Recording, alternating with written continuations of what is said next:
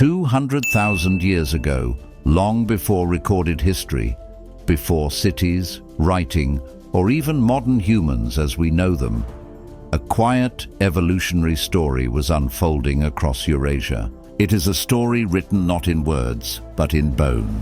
From the warm forests of southern China, to the plains of central India, to the caves of the Levant and southern Europe, a series of ancient women lived, hunted, survived, and left behind skulls that still challenge everything we thought we knew about human evolution. A world in transition.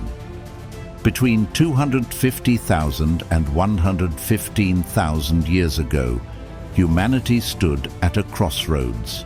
This was the pre-wormian period, a time before the last great ice age reshaped the planet. Human populations were not uniform. They were regionally diverse, biologically complex, and evolving in parallel across continents. Brain sizes were increasing, body plans were adapting, and evolutionary boundaries between Homo erectus, archaic Homo sapiens, Neanderthals, and Denisovans were far less clear than textbook diagrams suggest. Among the most revealing fossils from this era are 5 skulls, all likely female, spanning thousands of kilometers, yet sharing remarkable similarities. Mara of southern China, discovered at Lion Rock in Guangdong province. The Mara skull is one of the most puzzling human fossils ever found. Dated to between 130,000 and 200,000 years ago, Mara is an almost complete cranium, missing only the lower facial bones. At first glance, her skull appears archaic. The brain case shape resembles Homo erectus, thick, rounded, and heavy, but look closer. Her brow ridges are continuous and powerful, strikingly similar to Neanderthals. Recent micro-CT scans reveal large, branching frontal sinuses, nearly identical to those seen in European Neanderthals. Yet Mara is not fully Neanderthal. Her frontal lobes remain archaic, and the cranial vault lacks the classic Neanderthal elongation. Her estimated cranial capacity, around 2,300 cubic centimeters, falls squarely within Neanderthal and early Homo sapiens ranges. Most researchers now believe Mara was female, based on cranial gracility and overall size. And that makes her robust brow ridges even more significant. This was not a masculine exaggeration, it was a population-level trait. Namada of central India, thousands of kilometers west, near Hathnora in Madhya Pradesh, another woman lived. The Namada skull, dated between 150,000 and 250,000 years ago, consists primarily of a well-preserved brain case. Like Mara, Namada displays a mosaic of traits. Her skull is thick and robust, echoing Homo erectus. But her cranial volume, estimated between 200 and 400 centimeters, rivals that of Neanderthals and early modern humans. She lacks a strong occipital bun. Her brow ridges are developed but not continuous. Her parietal bones are relatively flat. Initially, her sex was uncertain. Later discoveries, including pelvic remains, strongly suggest that Namada too was female. Morphometric analyses place Mara and Namada together in principal component space, implying they may have belonged to a shared or closely related Asian hominin population during the Middle Pleistocene. The Neanderthal women of the West. Now we turn westward to populations more familiar, yet no less revealing. Tabun 1. The Levant, discovered in Mount Carmel. Tabun 1 dates to around 120,000, 130,000 years ago. This nearly complete female Neanderthal skull shows a long, low brain case, moderate brow ridges, and a more rounded vault than classic European Neanderthals. Her cranial capacity, approximately 1,250 meter 3, falls within the same range as Mara and Namada. Tabun demonstrates that Neanderthals were not morphologically uniform. Saccopastore 1, Italy. Discovered near Rome and dated to 250,000 years ago, Saccopastore 1 represents one of the earliest Neanderthals known. Likely female, her skull shows a continuous brow ridge, large nasal aperture, early Neanderthal brain shape, but her features are less exaggerated, more transitional, Krapina 3, Croatia. At the Krapina site, dated to 130,000 to 120,000 years ago, female skulls like Krapina 3 reveal that classic Neanderthal traits were already fully established in women.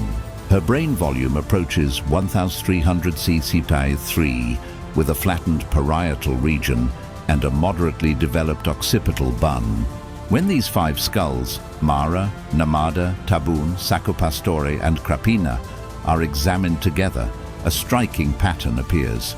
Despite vast geographic distances, brain size overlaps, vault thickness is shared, sinus architecture converges, and cranial shapes cluster morphometrically. All are likely female. This is critical. Female skulls tend to reflect population-level anatomy, not exaggerated sexual dimorphism. The presence of strong Neanderthal traits in female crania suggests these were species-typical features, not male-specific ones. CT studies of Neanderthal inner ear morphology reveal adaptations for balance and locomotion, likely responses to rugged terrain. Shorter cochleae and altered semicircular canals are seen in Saccopastore and Krapina, confirming these traits were established well before the last ice age. Although Mara and Namada lack preserved inner ears, their cranial bases suggest transitional or shared vestibular architecture. Given the presence of Denisovan DNA in East Asia, Mara may represent a Denisovan lineage, a Neanderthal-related population, or an admixed Eurasian group. Evolution, it seems, was not linear, but braided. These ancient women were not evolutionary dead ends. They were part of a broad Eurasian continuum, stretching from China to Europe, connected by climate, adaptation, and shared ancestry. Their skulls reveal a humanity that was diverse, adaptive, and interconnected. Long before modern humans emerged, women like Mara and Namada shaped the evolutionary foundation of our species. Their bones remind us that human evolution was never simple. It was complex, it was regional, and it was deeply, profoundly human. Life in the pre-wormian world. Imagine the landscapes Mara and Namada inhabited. In southern China, Mara would have moved through dense subtropical forests, hunting small game, gathering roots, and navigating rivers that shimmered under a warm sun. In central India, Namada's world was mosaic grasslands and river valleys, where survival depended on endurance, strength, and keen observation. These women were robust and strong, reflecting the demands of their environments. Their skeletons tell a story of resilience, muscles sculpted by daily struggle, bones thickened to withstand injury, and brains capable of problem-solving in a world where danger lurked around every corner. And yet, despite regional separation, their skulls echo a shared evolutionary rhythm. This suggests that even across thousands of kilometers, ancient human populations were connected, either through migration, interbreeding, or parallel adaptation to similar climates. The mosaic of evolution. One of the most striking features of these fossils is what scientists call mosaicism, a combination of traits from different ancestral lineages in a single individual. Mara, for instance, blends Homo erectus-like cranial structure, Neanderthal-like brow ridges and sinuses. Namada shows robust archaic cranial vaults, emerging modern traits in frontal bone shape and cranial volume. This mosaicism challenges the idea of linear evolution. It demonstrates that archaic populations were experimenting with anatomy, adapting in nuanced ways to their environment, sometimes converging with distant populations across continents. In other words, evolution was messy, dynamic, and interconnected. Implications for modern science. Studying these skulls reshapes how we understand human evolution. Female fossils are critical. They reveal population-level traits without the exaggeration of male sexual dimorphism. Eurasian populations were connected. Shared features between Mara, Namada, and Neanderthals suggest gene flow or parallel evolution across vast distances. Denisovan connections are plausible.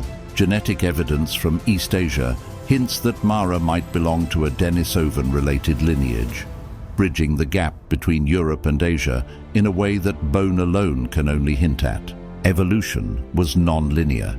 Traits we associate with Neanderthals or modern humans existed in varying combinations, spread across populations, climates, and millennia. What these women teach us: Mara, Namada, Tabun, Saccopastore, and Krapina are more than fossils. They are messengers across time. They tell us humanity has always been diverse. Survival favored adaptation, not uniformity. The story of human evolution is woven from many threads, not a single line. By studying these women, scientists gain a clearer picture of Eurasian hominin diversity and the subtle ways in which ancient populations influenced one another. They remind us that our ancestors were complex, intelligent, and connected long before the first civilizations appeared. So the next time you think of evolution, don't imagine a straight path from archaic humans to Homo sapiens. Instead, picture a web of populations stretching from China to India, the Levant to Europe, each adapting, surviving, and leaving traces of themselves in the stones, the caves, and the bones they left behind. The skulls of these women, robust, archaic, yet unmistakably human, connect us to a lineage that is as diverse and dynamic as humanity itself. And in that story, we see not just survival, but resilience, innovation, and the enduring human spirit. The women of Mara and Namada were more than fossils.